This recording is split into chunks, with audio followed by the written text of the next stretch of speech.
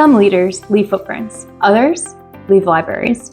You're tuning into the Authors on Mission podcast, where industry giants become literacy legends. In every episode, we talk with authors who turn their brilliance into books that transform lives. I'm Danielle Hutchinson, your host and Chief Creative Officer at Authors on Mission. Welcome to your authorship experience.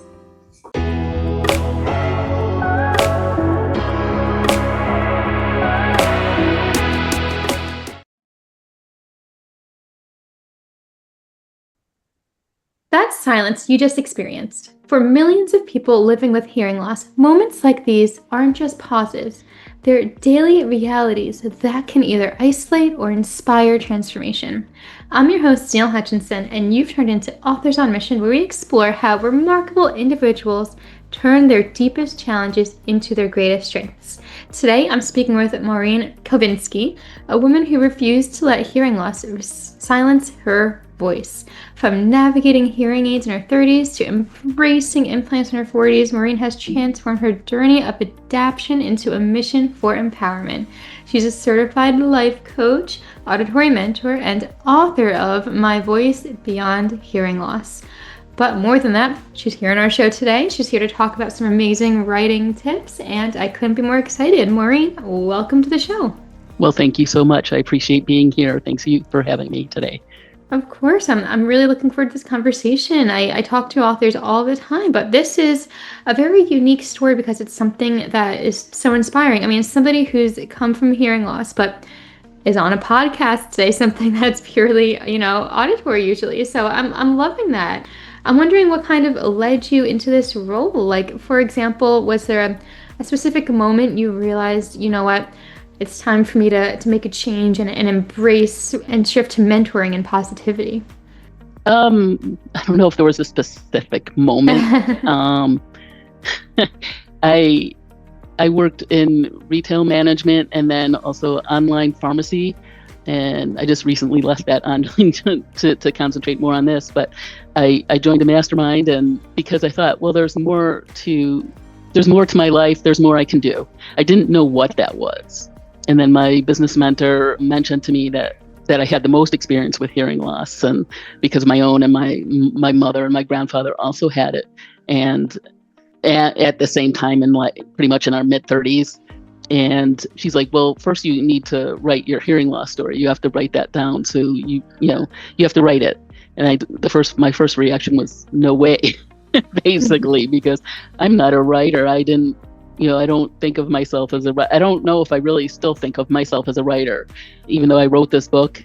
And I actually have a workbook that I have a workbook I also wrote to help with my, any coaching clients I might have. But yet the next morning before work, I started writing. And sorry, that's my bird. He hasn't talked all day, and now he decides to do it now. So sorry about that if that's disturbing anybody. Well, one thing I thought was very interesting that you just said was that you never saw yourself as a writer. I think that's something a lot of us deal with, right? Thinking, oh, I'm not a writer, but here you are, you have your own book out. And you were telling us a little bit about the process of it, just writing a little bit each day. Is that sort of how you got started?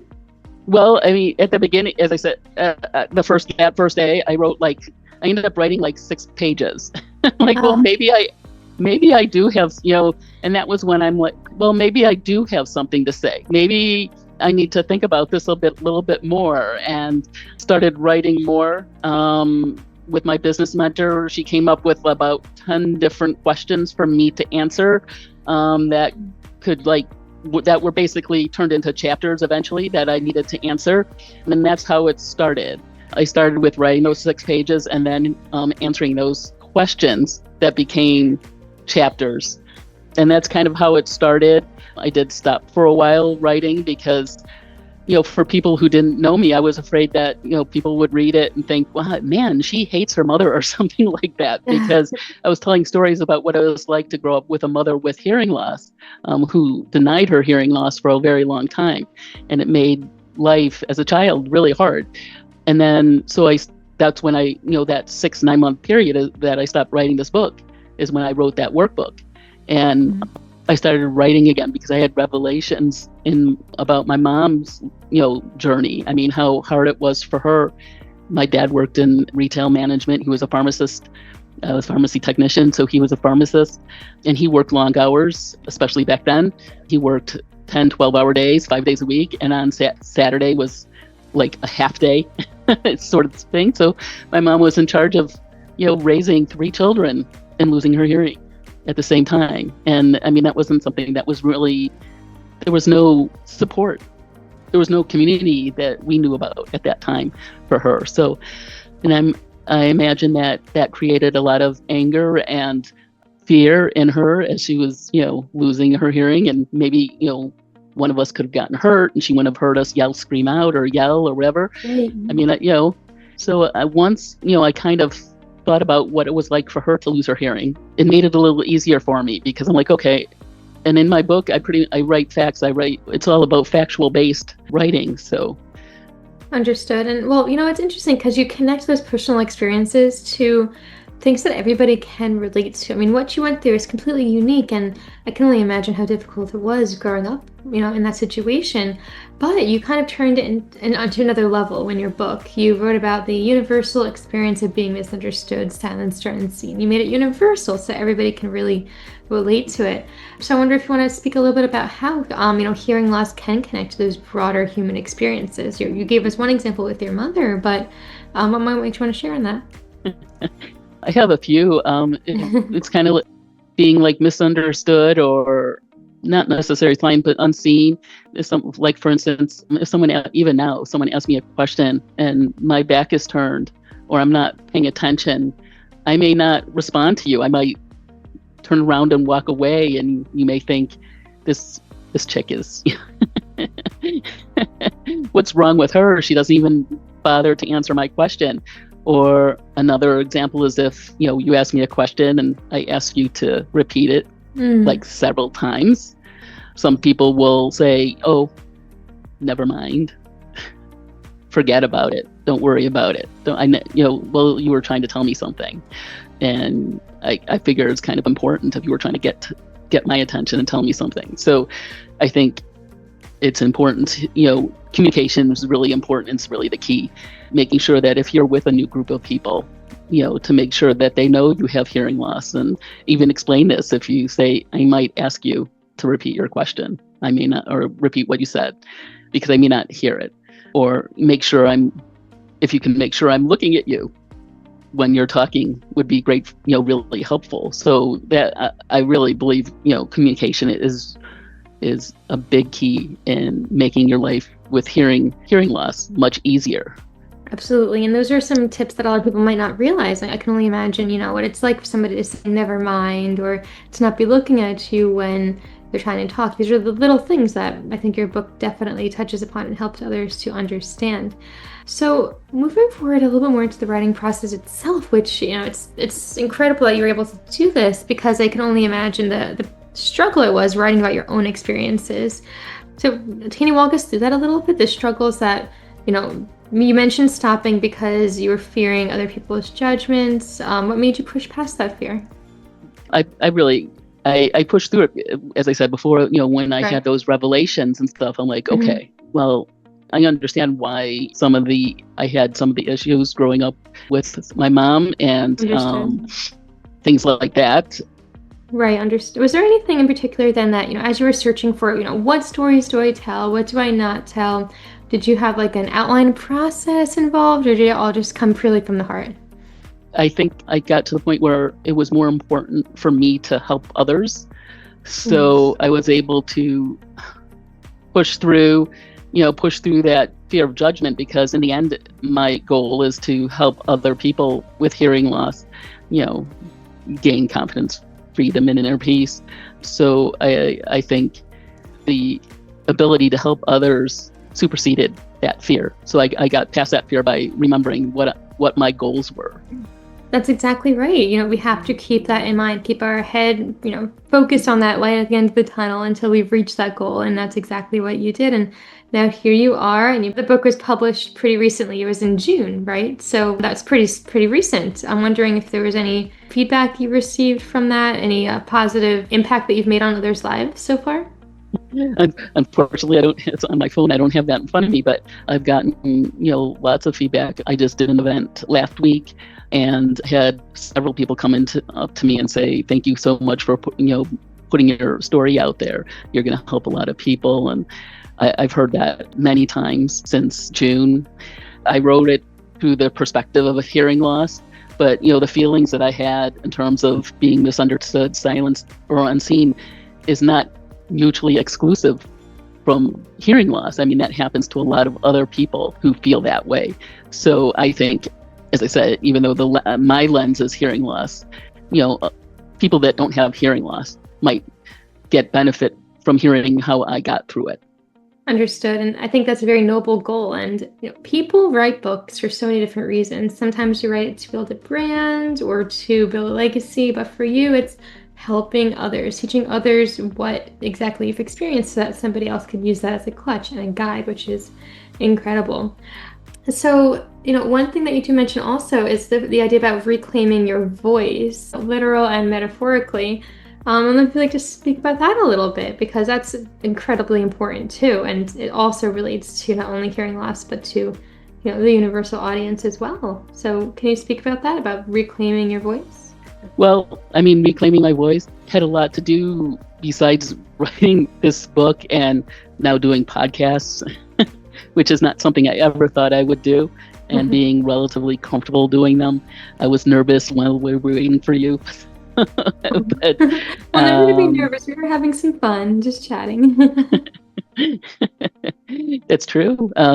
We're recording though, so that's a bit different. But just getting past that nervousness and knowing that what I might say might help one person in your audience is why I do what I do. Why I do podcasts.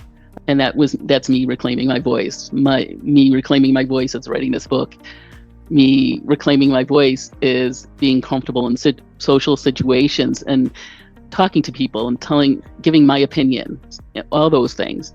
Not sitting there and being quiet and just listening, but actively participating. Understood. So actively participating, that's a great tip for everybody to maintain and try out themselves. But that's only one of the practical tools and exercises that you do mention in your book. So I'm wondering if you wanted to share, another technique that might be really transformative for people listening today. What's one tip that they should be looking forward to when they open up your book, something they can implement? I think you might be referring to some of the aha moments that I have. That I mentioned in I have a couple chapters where I mentioned some things that I've learned as I was writing, and some of the first ones: silence isn't always quiet, empathy is a strength, hearing loss has surprising gifts, and denial only delays healing. Those are some of my aha moments that I had while writing this book. Understood. Right. And so you're saying as you were writing it, you experienced these moments, and that's really incredible because it kind of happened through the process of writing too. Would you agree with that, or would you say it was before the writing took place, or both? Some of them were before, some of them were during. I don't remember which ones were which, but I mean, I had just a list of things that happened that I realized that became actually more apparent as I was writing as well. So some were before, but some strengthened because of the writing.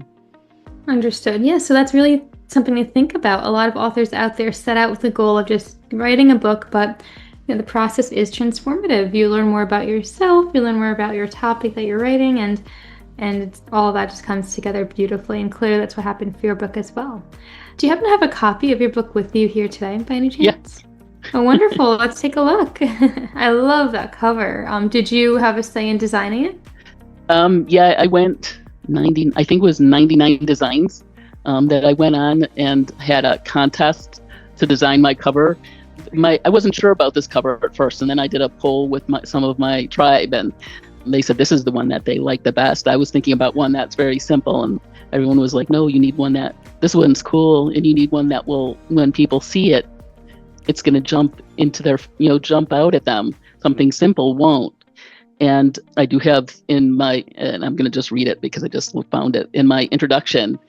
I explained why I like this book or like this cover. And it says, I chose a dandelion because of what it represents. Spiritually, it's a symbol of resilience, transformation, hope. A dandelion thrives in the harshest of places. It starts as a bright yellow flower and evolves delicate, wispy seed heads, which are blissfully carried away by the wind, always moving forward, as we should. It's a reminder to embrace change, to find strength in challenge, and to trust in our own becoming. Absolutely beautiful. And I love that. When I read that, I'm like, oh yes, that's of course. This is my cover. No, absolutely gorgeous. I love it. And no, it's also just, I think, visually captivating too. I mean, if I'm walking through a bookstore and I see something like that, I'm going to be more inclined to pick it up, check it out, see what it's all about. And I love the underlying meaning behind it too. It's really cool. It's always interesting to think about book covers because, people don't say don't judge a book by its cover, but at the end of the day, we do because it's, it's eye-catching. You mentioned that you ran the covers by your tribe. Were you referring to a writing community? Well, it was my mastermind group from last year, and like one of the groups that I'm in with my mentor, I had about 10 different covers that I had, and I put them in the chat, and I said, which one do you like the best? I numbered them, and everyone pretty much picked this one. So all right, I'm like, okay. There you go. That's awesome. And I always like to think about the communities that we work with for writing. Writing is not just something you do alone. You run ideas by others. You get their input, and that's how you make your book the best it can be. That's great that you knew to implement that for sure. Right. They're my first test subjects, so to speak. So. Exactly. Of course. So I'm curious to know that as we start to move forward with podcast here, what kind of advice would you give to somebody who has a story to tell, but they're kind of in your shoes, they're feeling a little bit afraid to be judged by writing it? What would you say to that person? Well, I mean, I would, first of all, I would encourage people to speak their truth. It's very important to speak their truth and do it in an honest, worth way. And I also think whoever it is probably would need to figure out where their fear of judgment is coming from. And I just found speaking my truth and putting it in the universe, it was very liberating. So I would let them know what my experience was in terms of writing, and even talk to them about my story where I did stop writing for 6-9 months. And then, this is what happened with me. And I realized I had some revelations about, how things might have been for my mom, or for whoever you might be writing about. You might have those revelations and say, well, there was reasons behind some of the behavior. Right, exactly. No, that's amazing. And it's great to know that you used your own example, your own story as an example to help others, because that's how you wrote your book. That's what you just said now. And that's a great thing for people to hone in on and to model after too, because here you are now empowered and coaching and amazing. So to anybody listening today, if you also have a story, but you're a little bit afraid of, telling it, just start writing. Use Maureen as an example. Start putting your ideas on the page. It's the only way you're going to get your book out at the end of the day. So all this being said, Maureen, what's next on the radar for you? I'm wondering if you have any other books in the thinking tank, or if you've been proceeding before coaching. What's the next goal now that you have the book out? Right now, I feel like I want to work on getting my coaching business up and running a little bit better, getting clients, really helping people, talking about my book to people who will listen. I have some more podcasts on the line for the next few weeks, maybe trying to get my book into some of the independent bookstores that are out here in where I live in Arizona, just working on growing that. I've left corporate world and now working for myself. So my goal really is just to get my story out there and listen to other people's stories and help them through their fears and that anger they might feel because they have had suffered hearing. I don't want to use the words here suffered. I keep doing that, but have hearing loss, because you don't suffer. I shouldn't say you don't suffer, but it's not, I know what you mean. It's not something to be thought down on. It's something to be thought of positively, because it's not all suffering. You can still find ways to empower yourself from it. Right. I understand. So, if people do want to get in touch with you, they want some advice, they want to look to you as a role model, get connected, what are the best ways to do that? Well, via email, they can get in touch with me at Maureen at heretohearyou.com. So first name is Maureen at HEAR the number 2 HEAR the letter U.com. Also, I do have a page which has a link to my book in it as well, and that's again www.heretohearyou.com, and there'll be a link on that. So, and that is HEAR the number 2 HEAR the letter U.com. Perfect. Thank you so much for that. And everybody, don't worry, we're going to put the links in the description box of the podcast today, so you can go over and click on those links and check it all out and get connected. An amazing way to do that, especially just to find some inspiration and, fuel for your own journeys. So yeah, Maureen, I'm wondering, as we begin to wrap up, do you have any other advice for the writers out there today? Perhaps any tips that you wish you knew when you first started to write that you do know now? I was telling people after I thought the hard part was writing the book. Okay. It's the I didn't realize how much work there was after writing, like the proofreader and the formatter, getting the cover, uploading. And so I'm self-published, so had to have someone help me, do the uploading to Amazon and all that. So all the things that happened after the writing, it's been an interesting journey as I've been writing this book, between starting it and then having that layoff a little bit and then finishing it and then publishing it in the first 6 months of this year has been an interesting part of my journey.